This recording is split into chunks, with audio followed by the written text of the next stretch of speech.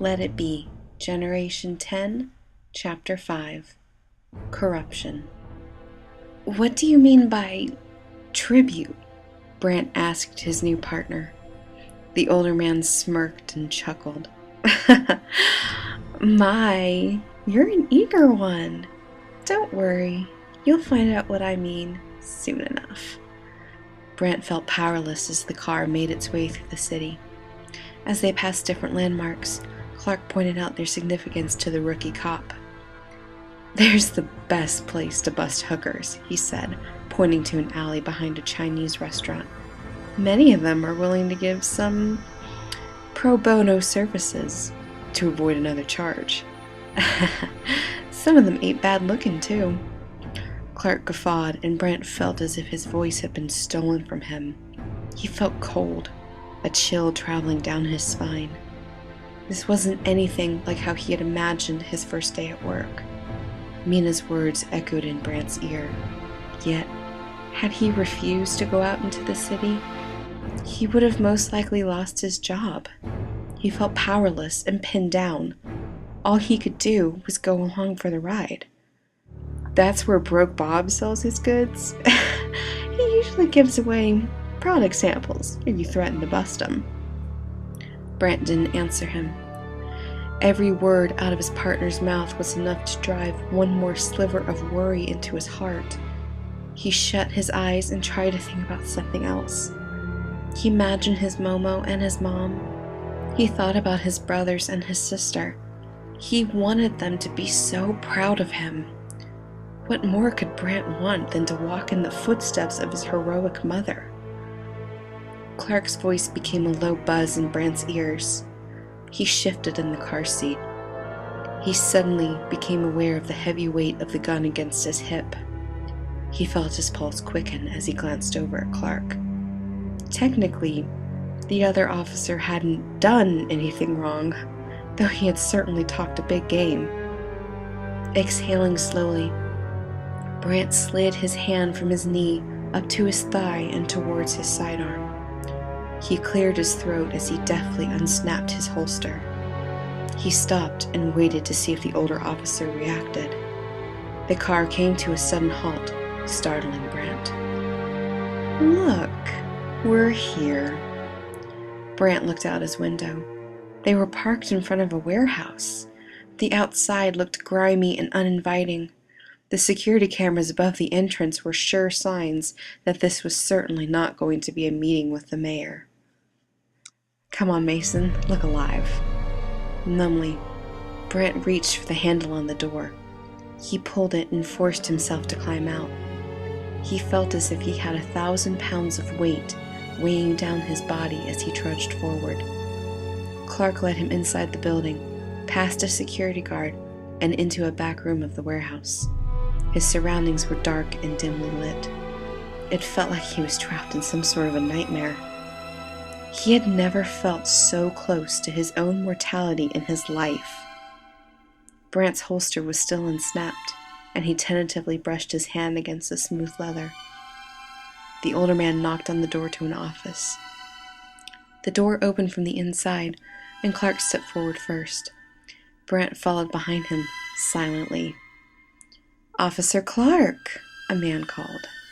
Brandt peeked out from behind Clark to see a large, older man sitting behind a fancy desk and chewing on a cigar. He had several suit-clad men standing around him. Brandt could see that they were all heavily armed. He definitely wasn't at the mayor's office.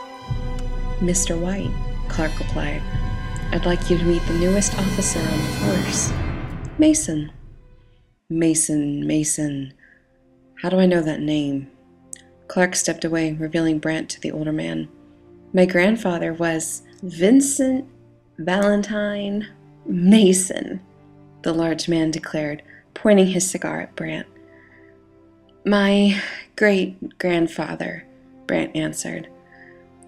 "Well, that certainly makes things interesting." The cigar-smoking man turned to Clark. "Valentine was the king of crime for a spell. Then his own wife got him busted. Last I heard, he was dying in prison. Went on some kind of a hunger strike. Brandt sighed and recapped the same story he had been telling since he was old enough to know who his great-grandfather had been. My great-grandfather lived for a few more years after we were told that he was dying. He was a tough man. He hadn't stopped eating completely, but he had lost his appetite. We later found out it was cancer. By that point, his advanced age made treatment more dangerous than letting the illness run its course. He eventually succumbed to it. Such a shame that he went to prison, the cigar man said, shaking his head. Ah, well, so you're the new recruit. With a legacy like yours, I shall be glad to have you in my pocket. I don't understand, Brandt whispered, not daring for his voice to get any louder. Of course, you don't know who I am. How rude of me. My name is Victor. He raised his cigar in salute to Brandt. I like to keep several cops in my pocket. I find it makes business a little easier to conduct that way. I can make you rich, you know. If you play along, scratch my back, you'll find promotions practically thrown at your feet. All you have to do is agree to look the other way at times. And of course, there may be a few odd jobs I'll require. Fists clenched at his sides. Brandt's heart hammered in his chest. His eyes darted from the cigar smoker to each bodyguard behind him. If I refuse? Victor laughed heartily. Then I'll have to kill you. Brandt's stomach lurched, but he refused to let it show on his face. His palms sweat.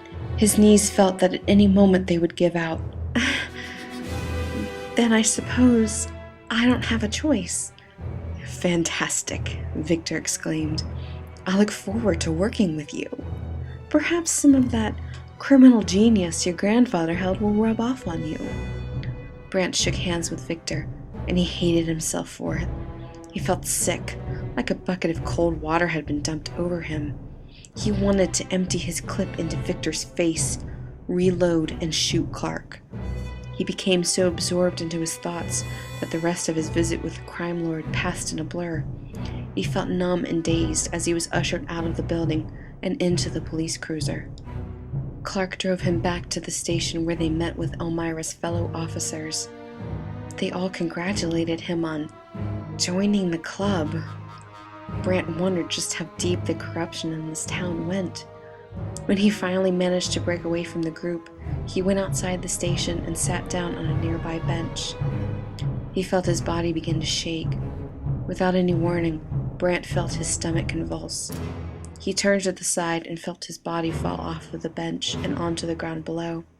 He dug his fingers into the grass as his stomach emptied its contents violently onto the ground. That bad, huh? He groaned as he looked over his shoulder. Mina had taken a seat on the bench. A little warning would have been nice, he grumbled as he wiped his mouth on the back of his hand. I did warn you. I said explicitly to not go into the city with him. Like I had a choice. Mina sighed as she pulled her purse off of her arm. She dug through it for a moment before producing a travel pack of Kleenex and a small bottle of water. With a deft flick of her wrist, she had the bottle opened. She handed Brandt 2 clean tissues before pulling out 2 more and wetting them. Here, face me. Brandt obeyed and started as she lifted the wet Kleenex to his face and gently cleaned him up.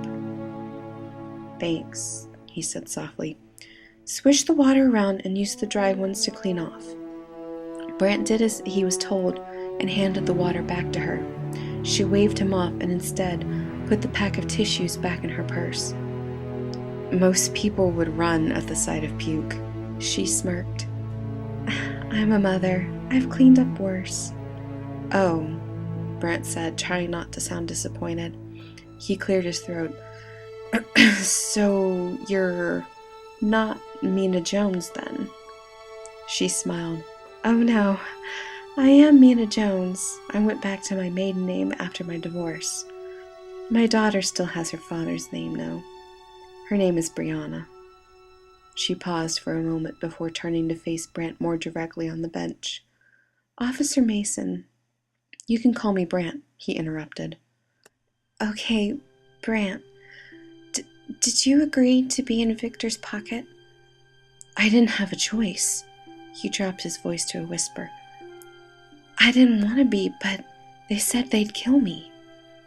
Mina nodded. If you really don't want to be one of his cronies, and you really want to make a difference in this city, then I know how. There's a man in internal affairs who can help. His name is Rodriguez. Call him, go see him, whatever. Please. She stood and quickly walked away from him. She got a few feet away before she turned around and looked at him. Her face was unreadable, and Brandt felt his cheeks flush with warmth. Her gaze felt intense, scrutinizing, almost as if he was under a magnifying glass. She turned suddenly and jogged away, leaving Brandt alone with the weight of the world on his shoulders. In the end, there was really no question of what Brandt was going to do. He went back inside and grabbed a department directory and found out where IA was located in the city. He slipped away, out of the precinct, and didn't stop running until he got to his car. He roared the engine to life and took off like a bat out of hell. He made what he assumed was a record time to the Internal Affairs building. Before he got out of the car, he looked around. It occurred to him that Mina could be in on the whole thing. What if she was one of Victor's cronies out to get him killed? Then he remembered her soft touch and caring nature. The way she had cared for him, wiped his face after he was sick, and told him about her daughter. This was not a woman who was part of a crime syndicate. This was a sweet, gentle woman. She was like him. She just wanted a better world. Brandt bounded out of his cruiser and into the building. He ran up the stairs and into the lobby. He walked slowly, almost stealthily, along a long hallway of doors until he found the one marked Rodriguez. He knocked and waited. "Come in," came the muffled reply.